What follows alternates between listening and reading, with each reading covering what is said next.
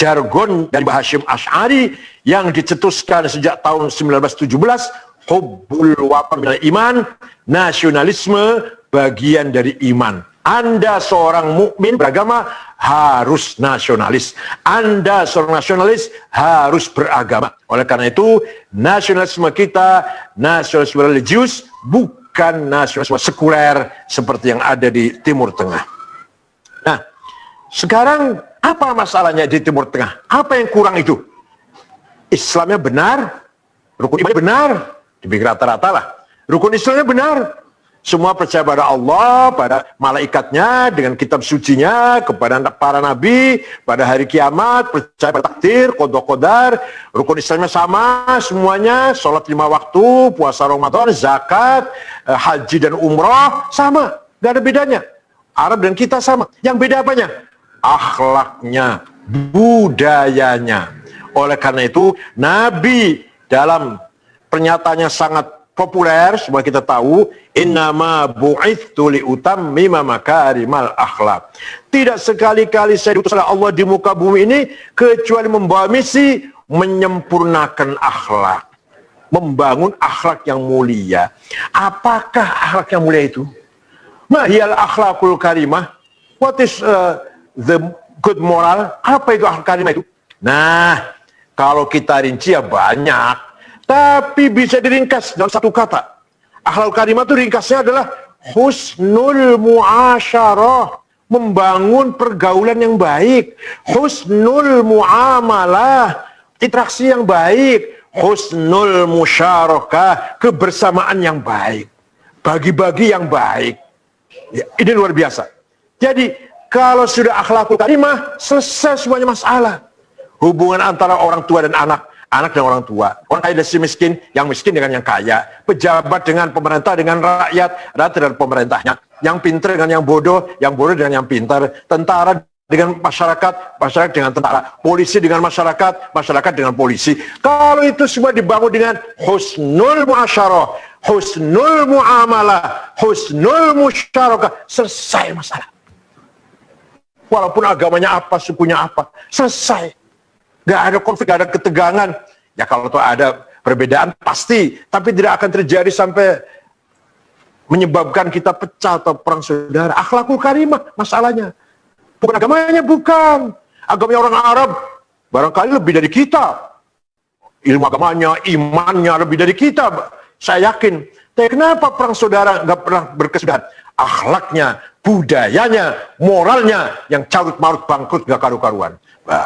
Seorang penyair dari Mesir, pemikir dan penyair dan filosof juga, Ahmad Syauqi mengatakan, wa innamal umamul akhlaqu ma baqiyat fa inhum dhahabat akhlaquhum dhahabu.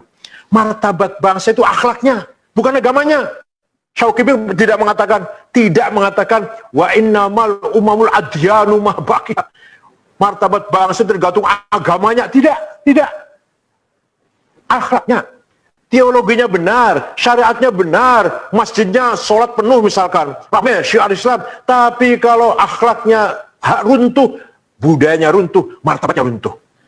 Begitu pula orang akhlaknya baik, walaupun agama teologinya tidak benar, tapi akhlaknya baik, bermartabat bangsa itu. Kita lihat negara Eropa, misalkan negara Skandinavia, negara yang adil, makmur, sejahtera, tidak ada korupsi, tidak ada kezaliman, tidak ada penindasan. Akhlaknya baik, muasyarahnya baik, muamalnya baik, musyarakatnya baik. Teologinya barangkali menurut kita salah lah, tidak benar teologinya. Tapi mereka akhlaknya baik, budayanya baik, bermartabat mereka itu. Oleh karena itu, Syauqi mengatakan, wa innamal umamul akhlaqu ma baqiyat. Fa in hum dhahabat akhlaquhum dhahabu. Kalau umat bangsa itu budayanya hancur, maka martabatnya pun akan hancur. Walaupun agamanya benar, walaupun agamanya hak, agama yang hak, Islam lah katakan, teologinya benar, syariatnya benar, tapi akhlaknya hancur, hancurlah martabat bangsa itu. Nah sekali lagi, alhamdulillah Indonesia tidak seperti itu. Ya, jadi yang menarik di Timur Tengah itu, Mesir atau semualah, Suriah atau Irak, kalau saya ketemu dengan satu-satunya orang ulamanya hebat-hebat, high level, tokoh-tokohnya internasional, udah levelnya itu. Di Lebanon, di Suriah, di Irak, di Mesir. Tapi kalau jadi satu, gagal. Dari satu kok nggak mampu bersatu. Di kita ulamanya sedang-sedang saja. Paling-paling bisa baca Safina Sulam. Paling-paling bisa ngimami tahlil, mimpin tahlil. Lumayan ceramah lah, khutbah. Tapi kita berhasil membangun kebersamaan. Berhasil membangun husnul muasyarah. Berhasil membangun husnul muamalah. Berhasil membangun husnul musyarakah. Mereka yang alim-alim, yang pintar-pintar, ahli tafsir, hadis, faqih, dan lain-lainnya, gagal membangun muasyarah dan muamalah musyarakah. Itu yang harus kita syukuri bagi kita ini. Oleh karena itu yang sering sekali saya katakan, silahkan belajar cari ilmu ke Arab. Gus Dur keluar Irak, Gus Mus keluar Mesir, Pak Quraish Shihab Mesir, Alwi Shihab juga adiknya, Pak Agil Munawar keluar Mekah, senior saya itu, saya jelek-jelek ya 13 tahun di Mekah ini, S1 sampai S3. Pulang jangan bawa budayanya, bawa ilmunya. Kenapa? Budaya kita lebih unggul daripada budaya Arab. Contoh satu aja kecil, contoh kecil saja. Di sana lewat di depan orang sedang sholat biasa. Malah melangkai kepalanya orang lagi sujud biasa. Ayo yang sudah pernah haji. Yang sudah haji pasti pernah mengalami kepalanya dilangkai lagi sujud itu. Di kita jangan coba-coba melangkai kepala orang lagi sujud atau lewat di depan orang lagi sholatnya sudah jelek sekali di kita ini. Di sana kak adik panggil kakak tidak ada kak, mas, bang, nggak ada. Namanya dua namanya saja langsung. Di kita betapa jeleknya kalau adik panggil namanya saja pada kakaknya. Kak, harus ada kang, kak, mas, bang. Kalau namanya saja nggak biadab itu orang adik itu nggak beradab. Itulah budaya kita lebih baik daripada mereka. Banyak contohnya, ini contoh sekedar contoh kecil saja. Nah, begitu pula yang kuliah silakan kuliah ke Amerika, Eropa, Australia, monggo sekolah di Amerika, Australia, Eropa, monggo. Tapi pulang bawa teknologi, jangan bawa budaya. Nanti mentang-mentang dari Amerika pulang kesana kemari bawa whisky, bawa botol whisky dengan pacarnya duduk di pinggir jalan ciuman gitu. Jangan. Budaya kita punya sopan santun, tidak pantas kita ciuman di pinggir jalan di depan orang-orang ramai. Nggak pantas. Itu bukan budaya kita. Oleh karena itu kita harus yakin, harus bangga dengan keunggulan budaya kita. Kadzalika zayyana likulli ummatin amalahum. Demikianlah saya jadikan bagi setiap umat kebanggaannya masing-masing. Lah kami kita ini bangga dengan budaya kita. Oleh karena itu ketika kita berbicara, mari kita pertahankan NKRI, mari kita pertahankan persatuan Indonesia, keutuhan Indonesia. Bukan hanya keutuhan darat dan lautnya, geografinya, bukan hanya keselamatan geografinya, tapi yang paling penting lagi keselamatan budayanya, kepribadiannya, jati dirinya. Kalau sudah kepribadian hilang, hilanglah martabat kita semua ini. Nah, pesan saya untuk menghadapi era sekarang ini, mari generasi muda dan ulama seperti yang disinggung oleh Presiden tadi, yang saya harapkan mampu mengkontekstualisasikan ajaran kitab kuning, ilmu-ilmu yang ada dalam kutubut turath, kitab kuning. Ayo kita harus mampu mengkontekkan. Sebenarnya semua masalah-masalah yang prinsip yang berkaitan dengan syariat Islam di kitab kuning sudah ada. Ya, kalau toh membutuhkan tambah-tambahan isi hadiah baru itu sedikit sebenarnya. Semua sudah dibahas pada pokok-pokoknya. Tinggal kita harus mampu bagaimana agar nas ibarat yang ada kitab Turath itu mutabaqah liz-zaman, munasabah lil waqi', kontekstual dan cocok dengan zaman sekarang ini. Oleh karena itu kita harus bangga dengan pesantren, kita bangga dengan kitab kutubut turath, kita bangga dengan kiai-kiai yang selalu berpegang teguh dengan nilai-nilai prinsip-prinsip Ahlussunnah wal Jamaah, dimulai dari Sapinah, Sulam Najat, Sulam Taufik, Fathul Qarib, Fathul Wahhab, dan seterusnya, Mahalli, Iqna, dan seterusnya. Kita bangga dengan Jawahirul Kalamiyah, Tijan Darori, Aqidatul Awam, dan puncaknya misalkan Fathul Majid atau katakan Maqalatul Islamiyin karena Imam Asy'ari. Kita bangga dengan kitab Bidayatul Hidayah, Adabuddin, kemudian sampai ke Minhajul Abidin, sampai kepada Ihya Ulumuddin. Itu kita harus bangga dengan prinsip-prinsip yang kita warisi dari para ulama sunnah wal jamaah, terutama madhab Asy'ari, madhab Syafi'i, dan madhab Abu Hamid Al-Ghazali dalam tasawuf.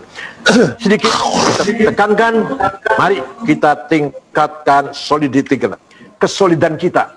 Di PSR gitu Pak Nipodo ya. Tingkatkan ketaatan level bawah ranting harus taat pada MWC. MWC harus taat pada cabang, cabang harus taat pada wilayah, wilayah harus taat pada PBNU. Itu kalau kita ingin menjadi organisasi yang sukses, harus disiplin dari tingkat PB sampai tingkat ranting. Betul-betul punya komitmen, punya semangat, ingin membangun kesolidan, solidity, agar betul-betul berwibawa. Jangan sampai kita diketawain orang luar. Karena kita main sendiri-sendiri, jalan sendiri-sendiri, orang lain ketawa itu. Katanya ulama, katanya kiai-kiai, organisasi kiai-kiai, kok bertengkar. Nah ini, jangan sampai begitu. Kita tunjukkan kita solid, nggak ada pertengkaran. Beda pendapat biasa, pertengkaran perpecahan tidak ada. NU 1, di bawah pimpinan Pengurus Besar Nahdlatul Ulama, di bawah pimpinan Kiai Haji Miftahul Akhyar. NU 1, di bawah pimpinan Rois Syuriah setiap wilayah, dan ketuanya, Rois Syuriah setiap cabang dan ketuanya, Rois Syuriah MWC dan ketuanya, Rois Syuriah Ranting dan ketuanya. Semuanya itu harus solid, tidak boleh ada yang jalan sendiri tanpa ada komando, tanpa ada isyarat dari pimpinan pusat. Itulah yang kita maksud dengan solidity kita harus kita tingkatkan. Melihat keadaan kita sekarang tantangannya sangat luar biasa, yaitu apa? Intoleran. Di mana-mana terjadi intoleransi. Dikira mereka itu paling Islam. Dikira mereka itu dalam jalan yang benar, ternyata sebenarnya mereka itu merugikan Islam itu sendiri. Itu intoleransi, satu langkah lagi menjadi fanatisme, satu langkah lagi menjadi radikalisme, kemudian menjadi ekstremisme, kemudian menjadi teroris. Itu kalau dimulai dari intoleran. Yang kedua, mari kita suarakan keadilan. Karena masyarakat rakyat kita banyak sekali yang tertindas, masih banyak yang miskin, masih banyak yang belum mendapatkan haknya dengan wajar. Mari kita berpihak pada rakyat kecil, pada pro-pur, harus kita berpihak pada rakyat kecil yang masih butuh pendampingan, afirmasi dari kita semua. Ada orang yang, ada perusahaan yang mengelola tanah 5 juta hektar, tapi banyak warga yang 1 jengkal saja nggak punya. Cari makan sih masih kesulitan. Nasibnya aja belum tentu, entah kemana, nggak jelas nasibnya seperti apa. Nah ini harus kita tunjukkan, NU bersama masyarakat kecil, NU bersama masyarakat miskin yang belum mendapatkan haknya dengan wajar, belum mendapatkan kehidupan yang wajar. Begitu pula dalam menghadapi COVID-19 ini, saya tegaskan kepada bapak-bapak semuanya, bahwa virus corona itu ada. Virus corona itu ada dan sangat membahayakan, terutama kepada orang yang sudah mempunyai penyakit jantung, diabetes, paru-paru, sudah usia lebih dari 60 tahun seperti saya ini. Maka mudah sekali terjangkit dan sulit untuk disembuhkan. Kalau masih muda, belum ada penyakit, mudah disembuhkan. Maka kita harus waspada. Kita harus menjalankan protokol kesehatan, menjaga jarak, pakai masker, dan cuci tangan. Dan nanti kalau sudah ada vaksin secara massal, kita semua harus rame-rame mengikuti vaksin yang sudah diatur oleh pemerintah itu. Karena apa? Antara lain vaksin itu bisa menjaga, bisa menumbuhkan kekebalan tubuh kita untuk menolak bahayanya virus corona COVID-19 ini. Betul. Saya ngomong ikhlas, betul, saya ikhlas bahwa sekali lagi virus corona itu ada. Jangan disangka saya ini dibayar ngomong kayak gini. Nanti ada yang nyangka saya dibayar ngomong kayak gini. Enggak, tidak, wallahi tidak. Tapi betul-betul saya demi keselamatan kita semua. Virus corona itu ada dan bahaya. Maka ayo kalau ada vaksin nanti pertengahan Maret katanya sudah mulai masa semuanya divaksin. Ayo kita sukseskan agenda vaksin ini. Saya ngomong seperti itu bukan dibayar. Bukan kita pro pemerintah, tidak. Tapi betul ingin menyelamatkan kita semua. Sekali lagi. Kiai-kiai, wahai kiai-kiai. Wahai para ustaz, wahai para pengurus NU. COVID-19 itu ada dan membahayakan. Terima kasih. Selamat berulang tahun yang ke-95 atau 98. Mudah-mudahan Allah memberikan kekuatan kepada kita semua, lahir batin, sehingga NU semakin bermanfaat, berkah untuk bangsa Indonesia, dan untuk dunia internasional. Syukran wa dumtum fil khair wal barakah wa najah wa yakhudh bi aidina lima fis salah wal khair wan najah wal barakah wa yahfazna min al ahad wal afat wal mihan wal fitan wal ham wal gham wal amrad wal asam wa huwal muwaffiq ila qawmit thariq. Wassalamu alaikum warahmatullahi wabarakatuh.